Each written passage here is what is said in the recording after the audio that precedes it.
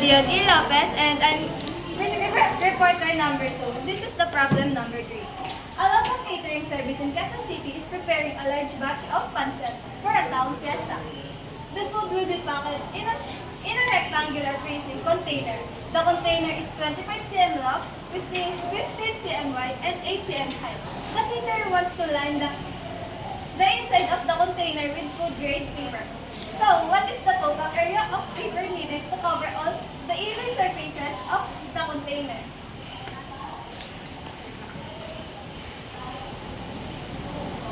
So, let's solve this.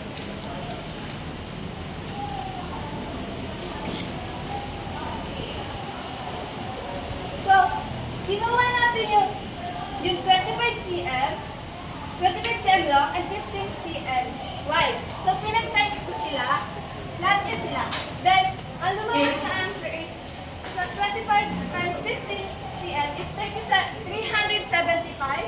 Then, sa 25 times 8 is 200. And sa 15 times 8 is 120. So, ipagtototal ko lang sila. Addition yung gagawin. So, 375 plus 200 plus 120 is equal 1,390 squared cm. Let's proceed the problem number 4. A bakery in Marikina wants to make a custom box for his special leche plan. The box, which is a rectangular freezing, needs to have a length of 10 inches, width of 5 inches, and a height of 3 inches. He needs to know the total amount of cardboard required to make one box, including of 6 sides. So what is the total surface area of the box?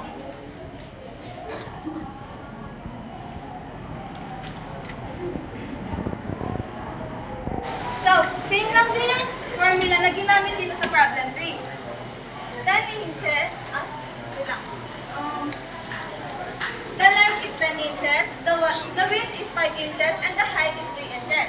So, pinag-times ko lang din sila, and the total of, pinag-times ko sila and pinag-plus.